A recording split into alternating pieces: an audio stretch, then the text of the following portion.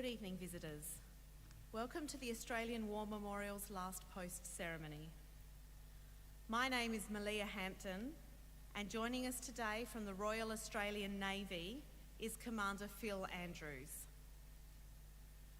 We welcome the veterans who have served, those that are still serving, and the families that love and support them. We acknowledge the members of RSL and Services Clubs Association, RSL Victoria and RSL Queensland, who are watching the broadcast of this ceremony across Australia.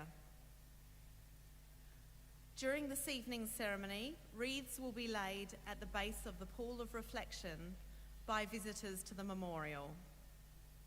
If you are able, please stand for the national anthem.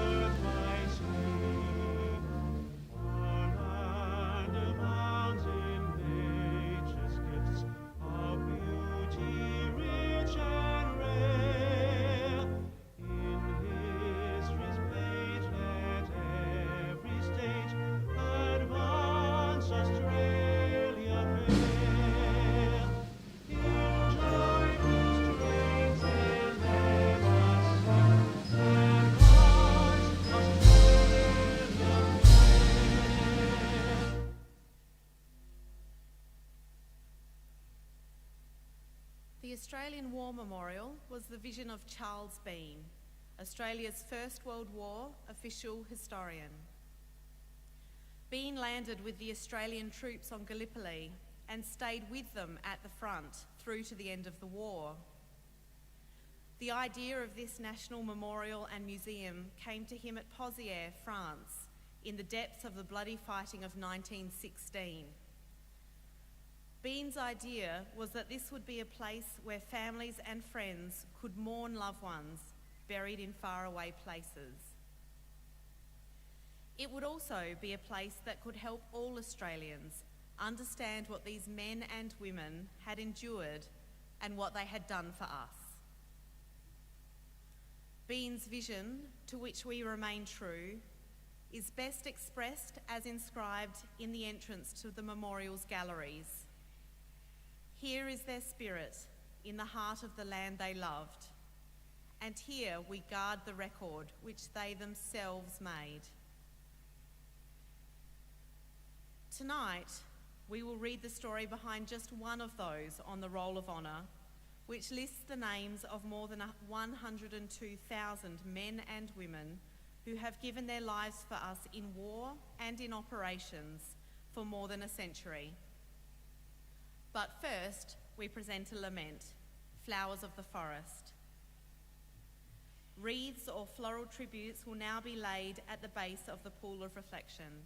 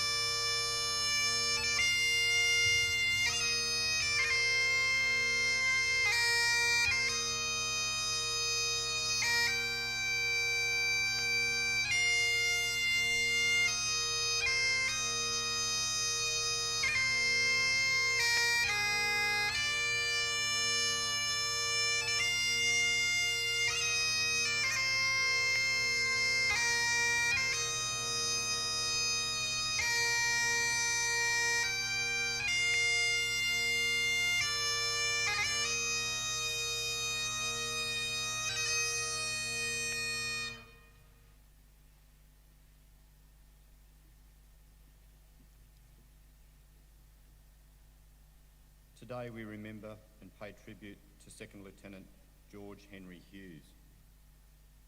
George Hughes was born about 1875 in Daylesford, Victoria, the son of Albert and Jane Hughes. He grew up in nearby Gordon, where he was educated. In his early 20s, George Hughes went to Western Australia to try his luck on the goldfields. In 1907, he married Jane Veal, and 2 years later they had twins, Melissa and George. Both babies died in 1910, the same year as their sister Marjorie was born. George Hughes had remarkable success on the goldfields and became the owner of the Golden Zone mine in Boulder. He was a popular member of the community, serving for some time as the president of the Boulder City Football Club. He owned several racehorses, including a number that were well known in racing circles. In 1915, George Hughes and his brother-in-law, Richard Veal, manager of the mine, were involved in a scandal involving the illicit traffic of gold. George was later sentenced to 6 months imprisonment. Following his release, George Hughes enlisted in the Australian Imperial Force at the age of 41. From the first, he proved an able soldier and left for active service overseas in June 1916 with the rank of sergeant. He was first sent to England, where he attended officer school, and in January 1917 he was promoted to second lieutenant in the 44th Battalion. On the 7th of June 1917, the 44th Battalion fought its first major battle at Mizene. Hughes was the commanding officer of a platoon in C Company and successfully led his men in the capture of their objectives. The following day, he and his men were still working on consolidating their new position when he and at least 2 others were killed by an artillery shell. Reports indicate that George Hughes was buried near where he was killed, with the battalion band serving as the burial party. However, in the confusion of ongoing battle, his grave was lost. Today he is commemorated on the Menin Gates in the Belgian town of Ypres. Shortly after his news of his death was received in Boulder, his friend Herb Armstrong received a delayed postcard from George. In his characteristically breezy fashion, Hughes wrote, "Herb, we had a day's holiday, so we made a welter of it, eggs, steak and beer. Just fancy a whole day, now boxing on again. What's left of us are well." George Hughes left a widow and a 7-year-old daughter. He was 42 years old. His name is listed on the Roll of Honour on my right, among almost 62,000 Australians who died while serving in the First World War. His photograph is displayed today beside the pool of reflection. This is but one of many stories of service and sacrifice told here at the Australian War Memorial. We now remember Second Lieutenant George Henry Hughes, who gave his life for us, for our freedoms, and in the hope of a better world.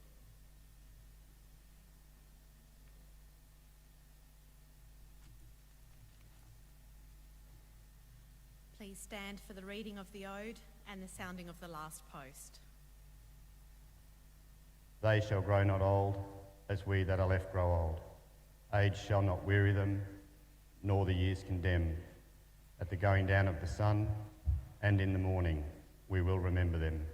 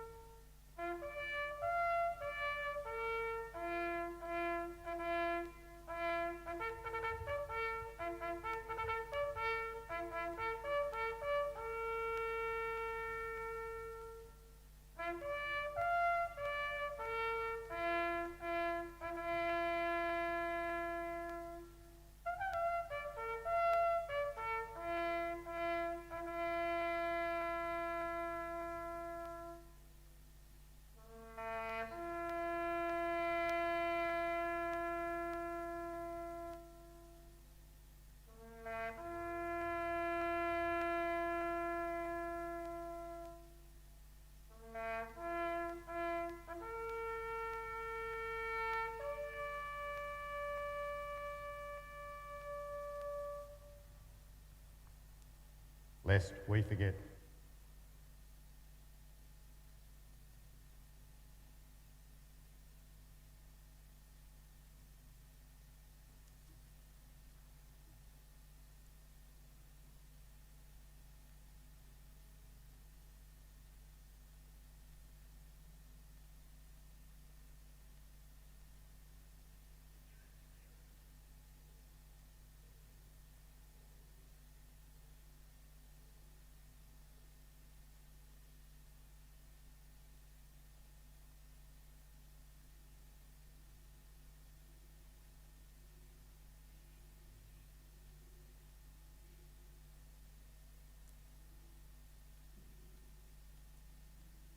We leave you this evening with the words of the memorial's founder, Charles Bean.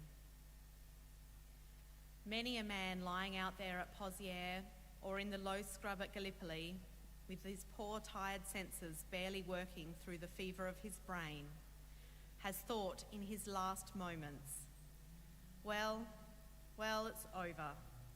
But in Australia, they will be proud of this. Ladies and gentlemen, girls and boys, that concludes the last post ceremony. We thank you for visiting the Australian War Memorial and wish you all a very good evening.